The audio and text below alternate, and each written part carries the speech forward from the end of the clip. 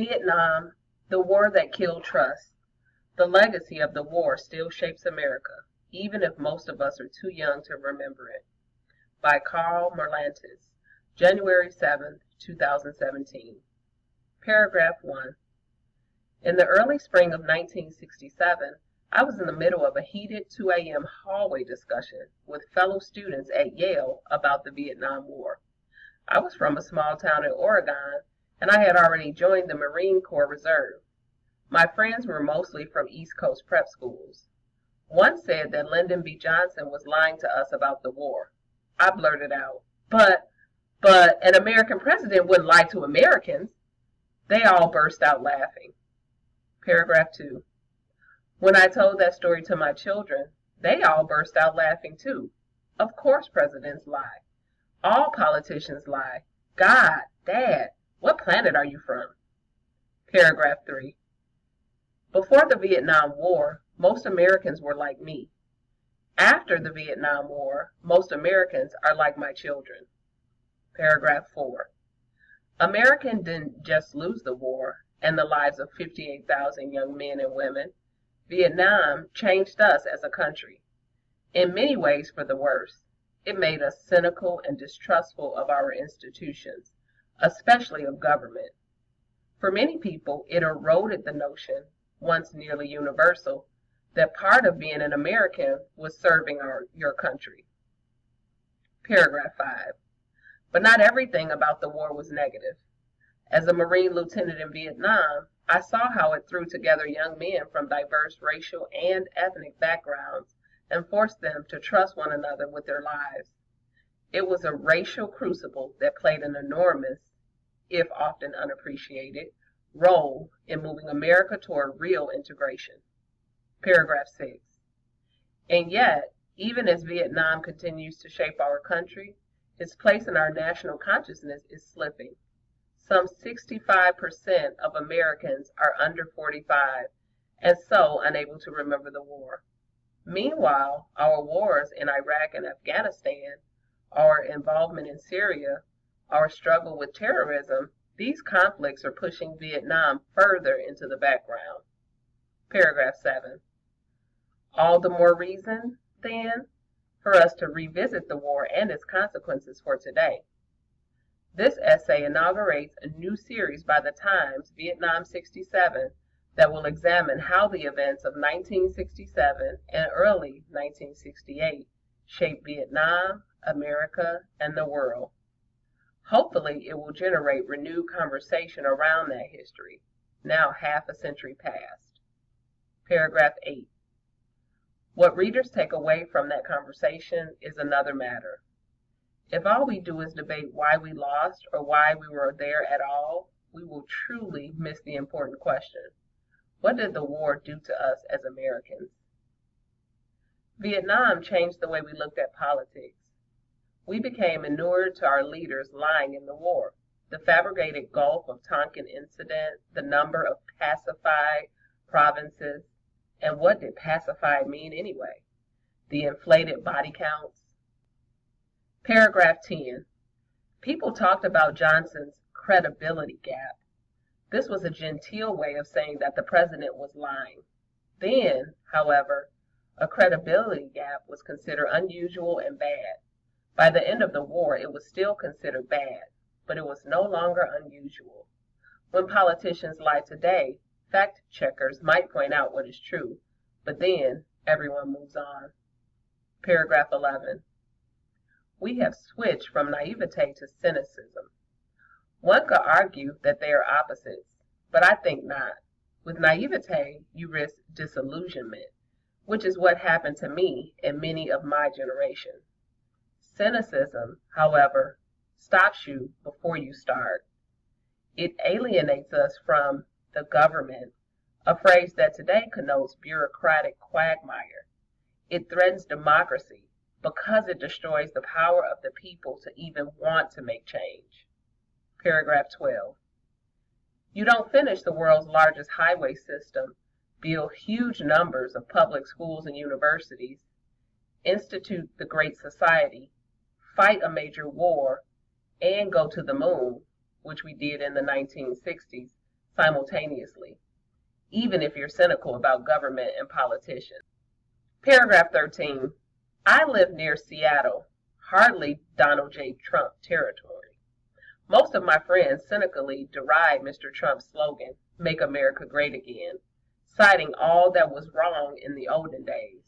Indeed, it wasn't paradise, particularly for minorities, but there's some truth to it.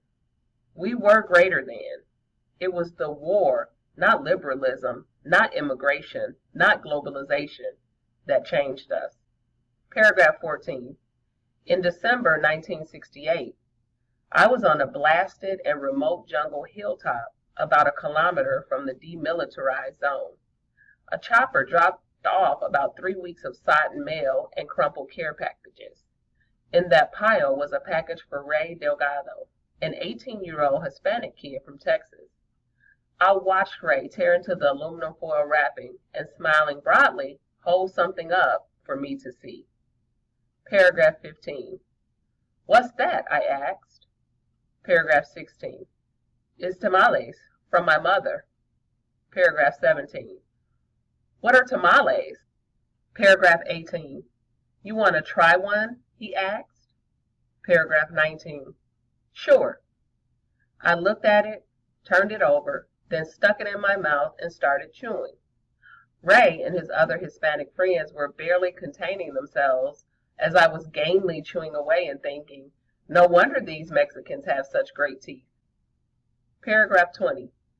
Lieutenant, Ray finally said, you take the corn husk off. Paragraph 21. I was from a logging town on the Oregon coast.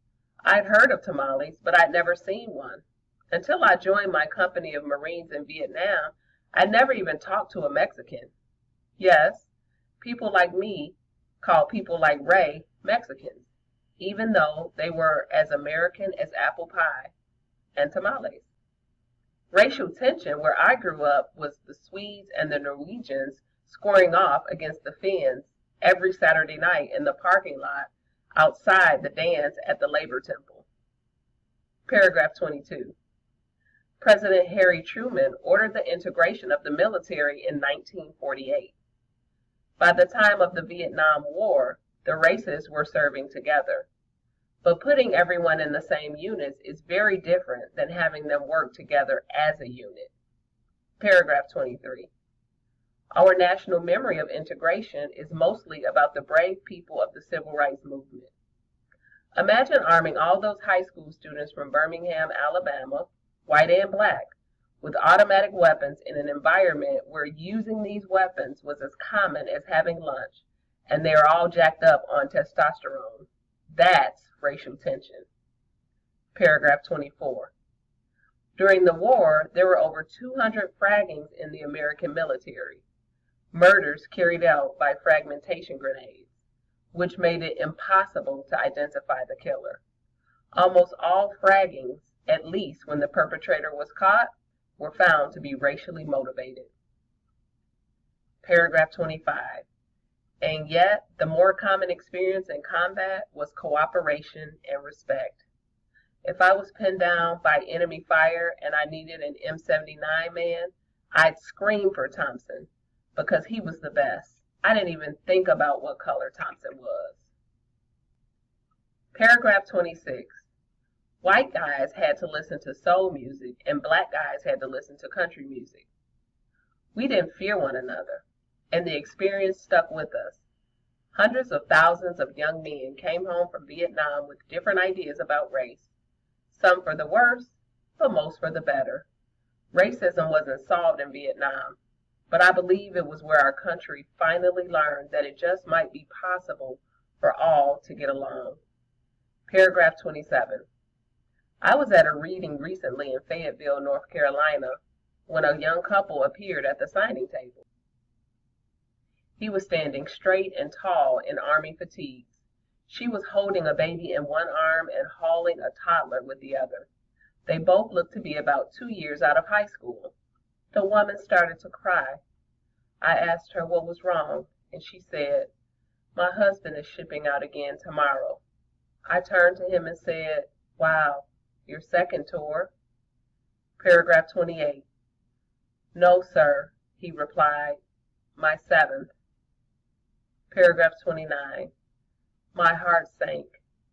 Is this a republic? Paragraph 30. The Vietnam War ushered in the end of the draft and the creation of what the Pentagon calls the all-volunteer military. But I don't. I call it the all-recruited military. Volunteers are people who rush down to the post office to sign up after Pearl Harbor or the World Trade Center gets bombed. Recruits? Well, it's more complicated. Paragraph 31.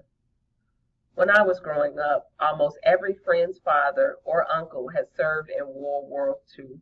All the women in town knew that a destroyer was smaller than a cruiser and a platoon was smaller than a company, because their husbands had all been on destroyers or in platoons. Back then, it was called the service. Today, we call it the military. Paragraph 32. That shift in language indicates a profound shift in the attitudes of the Republic toward its armed forces. The draft was unfair. Only males got drafted, and men who could afford to go to college did not get drafted until late in the war when the fighting had fallen off. Paragraph 33. But getting rid of the draft did not solve unfairness. Paragraph 34. America's elites have mostly dropped out of military service. Engraved on the walls of Wolsey Hall at Yale are the names of hundreds of Yaleys who died in World Wars I and II. 35 died in Vietnam, and none since. Paragraph 35. Instead, the American working class has increasingly borne the burden of death and casualties since World War II. In a study in the University of Memphis Law Review, Douglas Kreiner and Francis Shin looked at the income casualty gap, the difference between the median household incomes in constant $2,000 of communities with the highest casualties, the top 25%, and all the other communities. Starting from almost dead even in World War II, the casualty gap was $5,000 in the Korean War, $8,200 in the Vietnam War, and is now more than $11,000 in Iraq and Afghanistan. Put another way, the lowest three income deciles.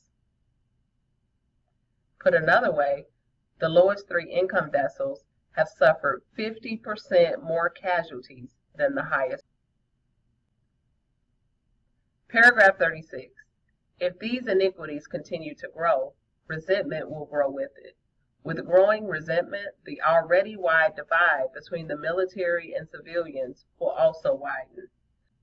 This is how republics fall, with armies and parts of the country more loyal to their commander than their country. Paragraph 37. We need to return to the spirit of the military draft and how people felt about service to their country. The military draft was viewed by most of us the same way we view income tax. I wouldn't pay my taxes if there wasn't the threat of jail. But as a responsible citizen, I also see that paying taxes is necessary to fund the government, my government. Paragraph 38. People would still grumble. We grumble about taxes. People would still try to pull strings to get more pleasant assignments. But everyone was served. They work for the government and maybe start to see it as our government. It's a lot harder to be cynical about your country if you devoted 2 years of your life making it a better place. Paragraph 39. Let the armed services be just one of many ways young people can serve their country. With universal service, some boy from Seattle could find himself sharing a tamale with some Hispanic girl from El Paso. Conservatives and liberals would learn to work together for a common cause. We could return to the spirit of people of different races learning to work together in combat during the Vietnam War. Paragraph 40. The Vietnam War continues to define us, even if we have forgotten how. But it's not too late to remember and to do something about it.